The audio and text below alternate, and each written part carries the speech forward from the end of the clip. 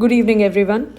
I'm Dilshad. I'm an IMG from India. And if you're an IMG and you would like to know my journey, my preparation strategies, and resources that I use for both MCC QE1 and USMLE, please consider subscribing to this channel on the screen. This is my attempt to make our IMG community more strong so that we can have more and more IMGs and we can help each other and motivate each other to go on this journey together. And you can achieve your desired dream residency. So I thought of making this presentation to all of you, for all of you, so that you have a good idea about my background, and if possible you can derive any motivation from or any inspiration from this presentation today that I'm going to undertake for all of you, and it helps you achieve your dream residency. That will be the goal for me. So this is my channel. Before I progress, please consider subscribing this channel. I want this community to grow faster and faster. You are more than welcome to send this video to your friends and share this and subscribe it so that this reaches more and more IMGs.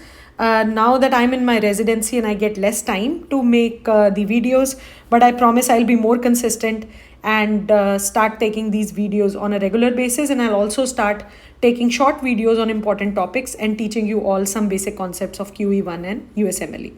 So I thought of making a presentation for all of you because sessions on Zoom are limited with everybody's availability. So I thought it will be easier for you to see things on screen, and it helps you guys to get a fair idea about my journey and what did I go through and how did I pursue my dream residency after the age of 30 in Canada or in US. So let's get on to this presentation. So the contents of my presentation would be discussed under the following titles. My struggles in Canada. I applied for a dual match that includes both applying to US and Canada, and I had a little bit of experience in working in Canada. I had experience in working in India, and now I'm working in US as a resident. So I'm in a fair position to probably compare about how three countries function and what are the differences, pros and cons. And then we'll go into the brief concept about the salaries and work-life balance as well. So just a brief story about people who don't know me. I am an international medical graduate from India. I did my bachelor's in medicine and surgery from 2006 to 2010. I finished an year of internship in 2011, and then I prepared for my residency. So I love pathology because my mom is a pathologist. So I wanted to do residency in pathology or in internal medicine. I got pathology as per my rank, and I was very happy with it. I finished my MD residency in India in 2016. And then I wanted to, I had no plans of coming outside. I wanted to do the best in pathology that was available in India. And I was very fortunate enough to do my Hemepath fellowship from an Apex Tertiary Cancer Care Institute in India, that is in Mumbai. And I finished my fellowship in 2018. So as luck would have it, I got married to my best friend, and he was in Canada. So I decided that I will relocate to Canada in March 2020. Now, I just want all of you to just recall that the time was so tough that in 2020 it was peak pandemic, and I just landed like few hours before the stop, everything which came to a standstill. And I just when the everything came to a standstill, so I came to Canada just few hours before the halt was applied. And at that time, before coming to Canada, I had applied for many observerships. Like I'd applied to an observership in University of Toronto. My husband was in Brampton, so I thought probably I'll go back and forth to Toronto and just get some kind of experience. But unfortunately, hospitals had no visitor policy, so my observerships were cancelled at that time. So it was a very demotivating moment, and 2020 everything came to a standstill. So it was a lockdown. You couldn't go out, and imagine like somebody who had done their residency in India. I was already an attending, starting my job in India. Now I come to entirely different country, away from my friends, family, and in the hope of starting a new life and a career, and then everything comes to a standstill because of COVID.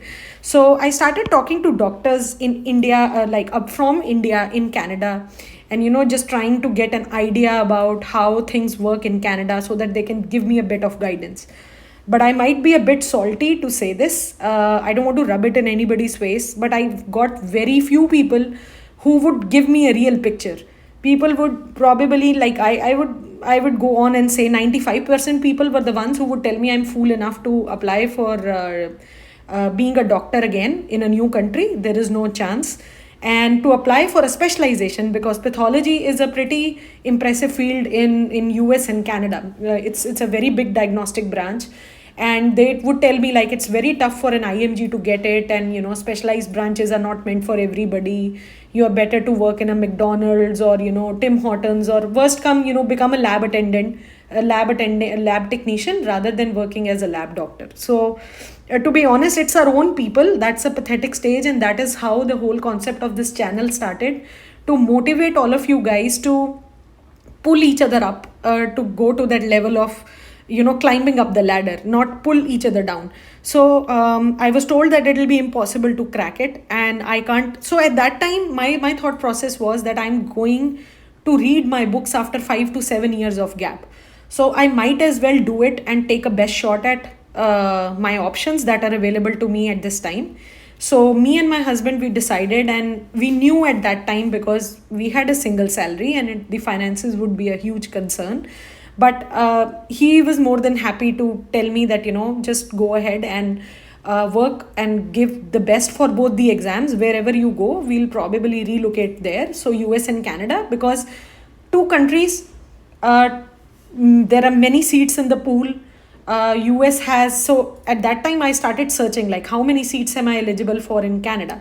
So in Canada I was eligible for 8 IMG seats in total, and in US I was eligible for 600 plus seats. So it broadens my perspectives, and that's how we decided. So many people would tell me settle for a family medicine pathway, it's an easier pathway, you get done. So these are the initial struggles that all of us have to face, and you will resonate with the same thing. But I genuinely believe that it's hustle harder and hustle smarter. So I knew that I wanted to pursue only pathology, because I it's the best that I can do, and I don't think I am cut for family medicine, and that's nothing wrong. Everybody has their own set of strengths. So that's what I was just about to say, that US has no bar for seats. There is no quota to apply for seats in American medical graduates versus international medical graduates. Whereas in Canada, you have a provincial requirement. So as being a resident in Ontario, I was eligible to only apply for Ontario, Saskatchewan, and Manitoba. I was not allowed to apply for Alberta or British Columbia. So we decided that I'll be giving medical exams for both the countries. I wanted to finish the exams in a record time. I didn't want to take years and years of preparation, and one fine day I feel confident enough, and we just set the limit of 1 year and finishing the exams of both the countries. And at the same time, I wanted to have a focused CV with some kind of Canadian and US healthcare experience, depending on whichever country I get selected in. My CV should be well aligned with the specialty I'm choosing. So as you all are in your different stages of preparation, and there are 2 routes of licensing in North America. We have Canadian exams, which are MCCQE1, NAC OSCE, which is a skills exam. Then English proficiency exams are there, IELTS and occupational English test. And then CASPER is the ethics exam. And in US, we have 3 steps, 1, 2, 3, and we have an occupational English exam. As all of you are pretty aware of MCCQE website, this is more just a screenshot from the website. If you see on the screen, QE1 comprises of clinical decision making questions, which will probably be phased out in 2025, and MCQs are there, and NAC OSCE is a skills exam. Now there's another pathway that I get many questions about, practice ready pathway, which is PRA. To be honest, I never went to that pathway, because I've heard that it's very, very tough to get into it, and you require very, very high scores to get into it, and it's not a guarantee that you'll get a fully licensed to practice medicine.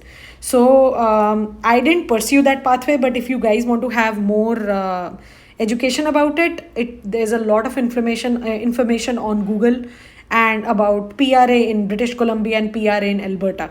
So you're more than welcome to read about it. Exam duration, broadly, these are huge exams. I was used to giving a 3 hour exam in India, whereas these exams are like 7 to 9 hours long. We get 1 hour of break in between, and then there is like in US exams there are different blocks of questions, like 38 to 40 questions constitute one block, and there are like 7 to 8 blocks like that, and you are allowed like 45 minutes break. So you can you can take those breaks, like 5 minutes break 9 times, or one time you take 10 minutes break, and you are allowed to have that in total 45 minutes free time. And QE1 has usually 210 questions of MCQs and 38 CDMs. So usually in QE1 we get 210 questions. This should be this should be 210 questions and 38 CDMs that are there. And NACOSCI is a practical skills exam. So it's IELTS and, as I said, OET are language proficiency, and CASPER is ethics exam. So I just want to correlate with all of you. Like, everybody feels that, by the time you come to a second country and you feel like, okay, we are way too old for this, there is no energy left, you are exhausted by the end of the day. And I think for me, main concern was, I would come home and I would be so exhausted because I was not used to doing handling the house, family, kitchen, and cleaning and laundry, everything by myself. So that was like a huge surprise. And finances are always a problem, because either from a perspective of earning, either your spouse is working or you are working, and it's a burden, and that cannot be underscored. So how is Canadian exams different from US exams? Now, after giving the exams for both the countries and securing my position in US residency, I feel I can say that I felt like Canadian exams, the questions are a bit vague, and the questions are very simple as compared to US exams. US exams are very memory based exams. They're more factual. You do U world, and you know that, okay, I am in. I don't need to do anything much about it. There's a lot of details that are given in the paper, in the USMLE blocks. So it's easier, I feel. Some people feel CDMs are difficult in QE1 exams, and the questions in QE1 are usually focused in the sense that you are a family practitioner, and they give you scenarios like that. So, and also when I came, I started preparing for my exams. I did source verification. I started sending my certificates so that I am eligible to write my exams for both countries. And meanwhile, I was starting to search for any kind of research work or any observership that I could get. Now, when I came in March 2020, everything was under lockdown, so nobody was responding.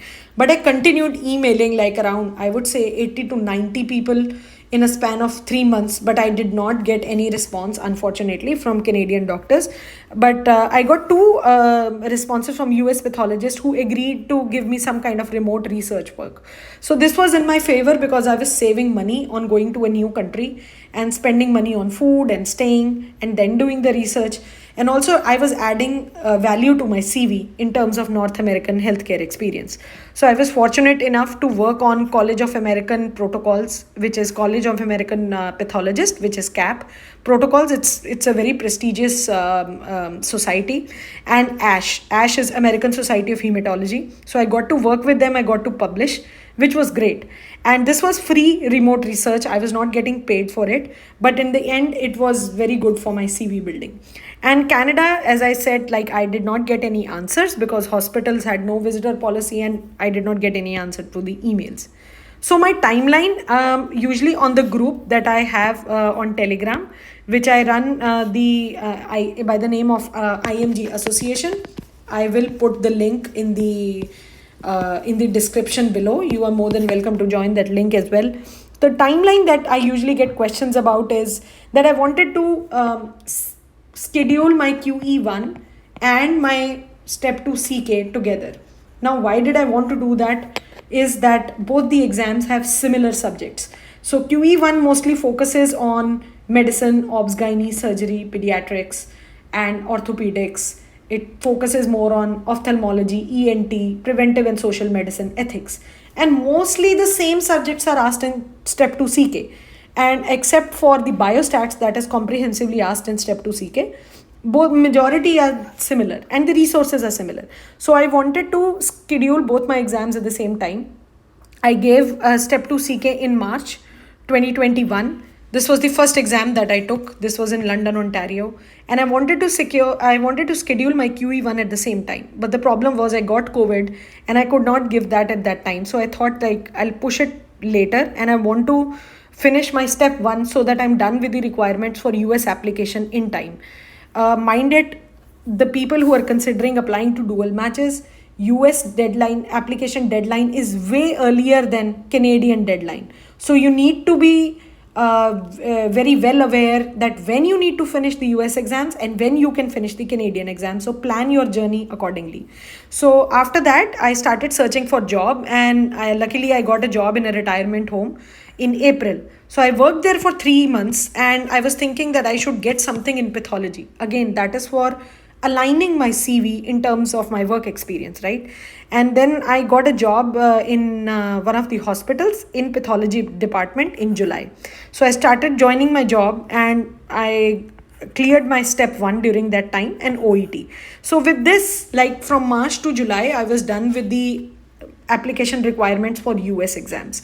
After that, I started focusing my concentration on Canadian exams because deadline was in November. So I was happy that I could give QE1 remotely sitting at home in September. And at that time, I there was Omicron variant of COVID. So in October, the NAC OSCE usually happens in March and September. At my time, it got postponed to October. So I was very thankful that I got a month to prepare for NAC OSCE, and by October I had finished the requirements for Canadian exams also. So if I look back and I think like what mistakes I could have avoided, now I get asked this question that should you guys go in for a coaching? Do you really require it?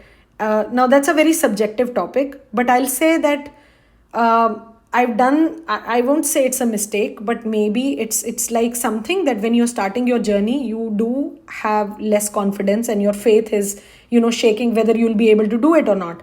I did the same mistake of, just putting $2,000 in somebody's pocket and thinking that probably this will help me learn concepts faster. The thing that is required is discipline. That is something that is required in the extreme amount for this journey.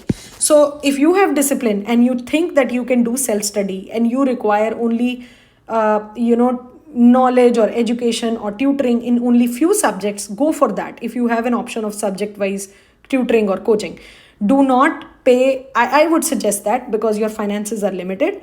Do not straight away give so much of money when you know that you don't have discipline. So it comes with a combination, and at the end of the day you have to decide what is best for you. So if I look back at the mistakes I could have avoided, I think I should have more focused on my self-study, which is extremely important, and have self-belief and patience that, things will work out for the best. I didn't have any control on planning step 2 CK and QE1 together because of COVID. As I said, sometimes you do have that mental satisfaction that you have paid somebody to teach you and you will clear the exams. That's not always the case. What I needed was like a crash course or a refresher course, because technically I used to think that my knowledge regarding step 1 subjects is very good because I'm a pathologist. I think I'm good with basic sciences, but for me clinical parts were tough. So I probably needed something to do with that, and multitasking efficiently, and then work life study balance. So the questions that I usually get are, how much time will it take for me to complete the exam? So I usually tell the students who I mentor that it's always and always subjective. Now it all depends on your circumstances. Do you have kids? Do you have a large family to support? Are you doing a job side by side?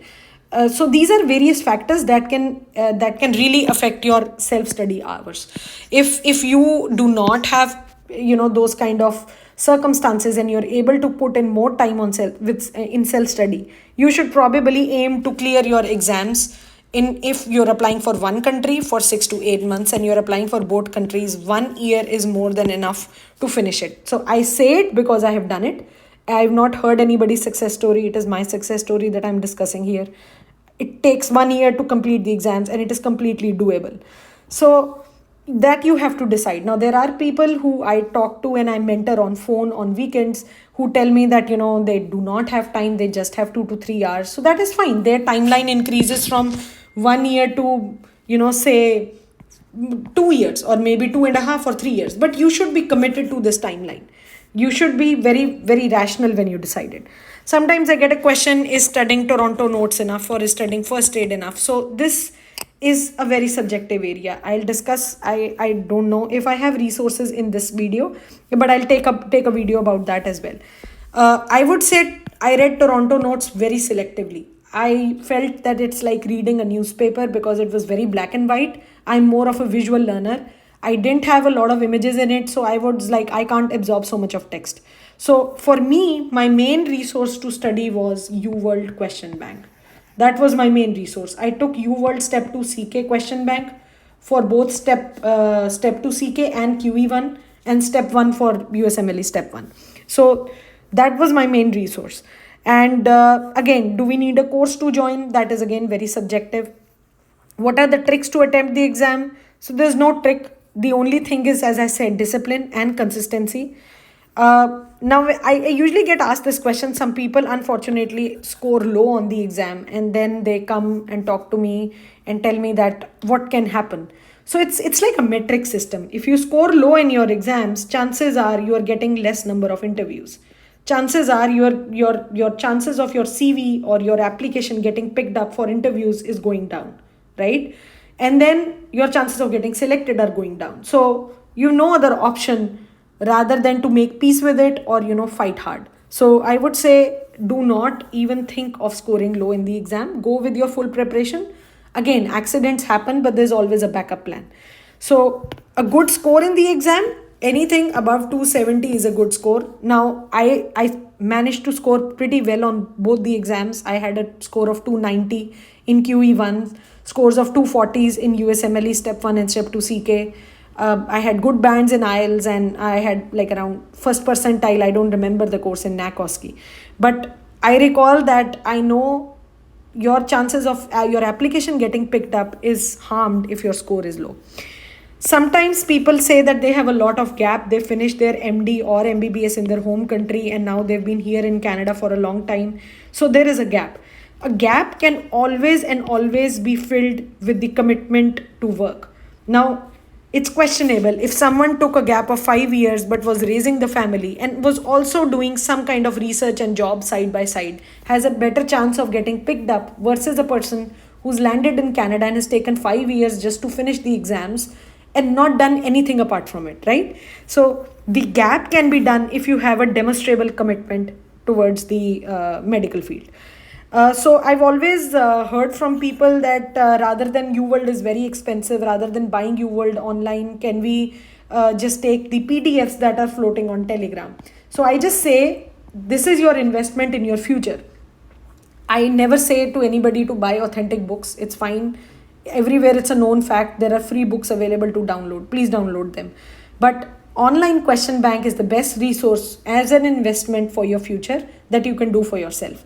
PDFs are totally crap when it comes to properly training your brain to attempt questions, because first, it's a very passive way of learning, and those PDFs are not complete ever. So I don't recommend it at all. Then people ask, when should I take the exam? Now I tell them that every time when you have when you are confident of scoring more than 75% in QE1 assessment exams, which are available on their website, that's the time. Like 70 to 75 is a safe cutoff. If you're getting that, you are ready to take the exams. How can you apply for the exams? You do a source verification, and I think everybody knows the way you get accredited by the Canadian government, and then you get an email that you're able to apply there. So you send your certificates there. They accept it, and then they send you an email that you are ready to apply for the exam. Most of the description is on the MCCQE website, so you can open the website and see. Then I get asked, what was the approximate cost? Now, I was applying for both the countries, so my cost was anything between 10 to 15K. This includes my fees of applying, the question banks that I used, the books that I used, And sometimes I went to London for one exam, I was going to Montreal for another exam, so that includes everything. So then I get asked the question, doing job research and volunteering. So this is again to sharpen your CV. You never know what are the chances of selection till the time you've done your best. So the best is to do as much as of extra stuff along with the exam that you can do for being at that level of getting selected. So what study plan to follow, that is what I will discuss it in my future videos of how to kind of make your timetable for the exam. So this is more or less the same thing that I just said about the timeline and good assessments and the consequences of low score. So every time I tell everybody to please have a proper study plan, like know your strengths and weaknesses. I knew that I was very good in basic sciences, so I didn't put much effort in step 1, but I had to put a lot of effort in step 2 CK, because those were all clinical subjects. So I was weak in cardiology, I was weak in obs gynae. I used to read it a lot again and again and again till the time it was committed to my memory. You should be well organized and cover all your topics, and always keep time for revision and mock exams. So a little tip that I share with everybody is the day you purchase Q Bank, you know that I recommend it because I just read this question bank. There are many Q banks in the market. I didn't honestly use them. One of them I used and I didn't find it good enough for my preparation because there were many typos. I don't want to name any question banks, but yes, I used it for a free trial and then I stopped using it because your time is very limited and you can't just always recheck the answers of Q Bank from your books because your time is limited. So I usually share the tip of study plan with people who are applying. Like, you take a UWorld question bank, it has around say 3,800 questions, and you have decided that you're going to give 6 months for your exam. So 2 months you are going to keep for revision and QE1 assessment question banks. So you're left with 4 months. 4 months is equal to 120 days. You have 120 days to finish 3,800 questions. So in one day, you have to do 3,800 questions divided by 120. So this comes out to be around 30 questions something per day. So this is the commitment that you should have to do that. PR process, many queries that I get on the group are regarding somebody is a PR, they are non-PR, and what is the pathway. So luckily, my husband is an immigration consultant and we have an immigration firm. If you have any queries, I'll share the link in the description below and you can follow it. It goes by the name of Avsar Immigration, and you can just put in the query and we'll try to answer it as soon as we can. It's always good to have a backup plan when you are preparing for something big, and what it requires is determination and dedication. So this is around the total cost that is there that I'm sorry about this. This is the total cost that I used to have. I think, I'm not sure, this is a rough cost, but this includes all the costs of the things that I bought and I did. But this is again a very loose kind of a budget. So it's always good to realize that there are no shortcuts to success. It's a long road and everything and anything that you do matters. So job advantages. I was doing my job in Canada, as I said, and I was working as a transcriptionist. Now, initially it was very weird for me because I was an attending in India and I was typing reports in Canada. There were times when I would feel very hopeless and, just it's very tough. Like one day you are somebody behind the microscope generating that report, and the second day you are somebody who's just typing that report. So you do tend to feel hopeless, but it's okay. It's a long road and something good comes out in the end. So I got to work in pathology department and I was very happy with making connects with Canadian pathologists. They helped me review cases and they assessed me, and at the same time I got a letter of recommendations from Canadian pathologists for my application. So that was very exclusive to my profile. Now, this is for candidates who are applying for dual match. Please remember, it happened to me and it can happen to you. I applied for both the countries' match, as I said. And by rule, it's written on NRMP, National Resident Matching Program website, that if you're applying for CAMS, whichever result, either US or Canada, comes out earlier, match result, you are legally bound to go with that match if you get matched. So what happened in my case was that US results came out earlier than Canadian results, and I got matched in US residency. So I was legally bound to go with that match. So if somebody does not get matched in US, they will still remain in the CAMS match. So this is how it is scheduled to be. So my match day was 14th to 18th March, and it was a very happy moment in my life that I came to know that, okay, I got matched. It's a great thing. This is the email that you get. I got matched into Baylor College of Medicine in pathology residency. So it was a very proud moment for me, my husband, and our families that I got matched. And so I just want to inspire all of you to know that these are the things that worked in my favor. When I say authentic resources, I just mean I used UWorld question bank through and through. I revised it like my resource. I learned all the explanations and I did active learning. It was very tough to manage it with research, with job, but it's doable because I've done it and I can assure you it's doable. Always have consistency and multitasking. I got an opportunity to do research with US doctors. I got a Canadian healthcare experience, and this was all within an year, mind you. I had landed in Canada in 2020 and I got matched in 2022. So I gave all my exams in 2021. And I applied for both matches. It broadened my profile. I got LORs that were exclusive for my profile, and I got more interviews because I got like around 14 to I think 16 interviews from US and 8 interviews, all max places from Canada. So it's a good chance of getting selected in either one of them, right? So it's all in the mind, which I do see, like, people are like, I'm tired. Why would we study after 30 and all that? It's all in your head. So I go with this quotation, which says that if you don't like the story, change your story. If you don't like the people, change them. So few tips and tricks for the match. Again, I said, aim for a great score. You'll get more interviews. If you aim for a great CV, there are higher chances of matches. So it's like a metric system as it applies in life. Everything is important. When I got selected, same people who used to discourage me told me that, oh, maybe I was lucky, maybe it was my destiny, maybe it was my IQ. But nobody sees the journey that you've been preparing for so long. So I always say that it's like 5 P's that are required: purpose, plan, practice, perseverance, and then taking pride in your performance. So lifestyle and salary prospects, it's a great lifestyle here, I can assure you. 5-day work period, on calls are there, but they are there till second year. We have a lot of research opportunities, state of art facilities, great mentors. But once you get into residency, you forget all the struggle that you kind of had to face to reach to this milestone. So I'm here, and when I say about this presentation, I usually give it on weekends on the Telegram group on Zoom.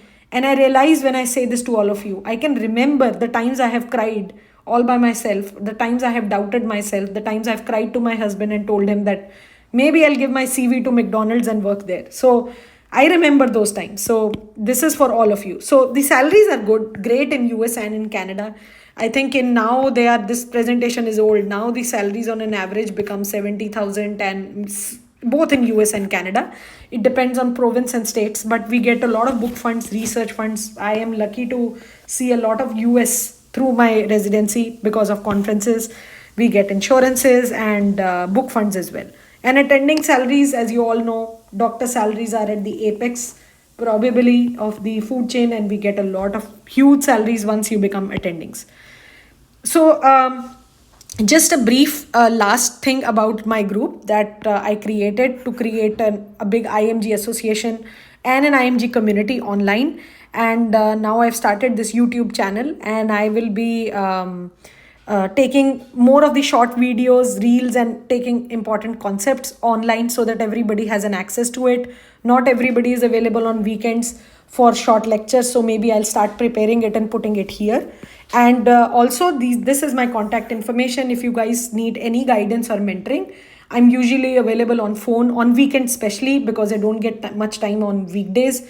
And you are more than welcome to call me and discuss your problems or maybe take guidance from me.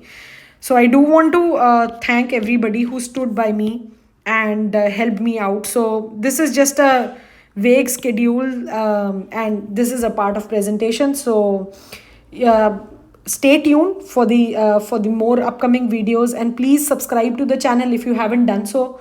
And please feel free to make more members in this group of IMG Association and on this IMG Digest, so that we can really inspire each other to pursue our dream residency rather than pulling each other down. So I will be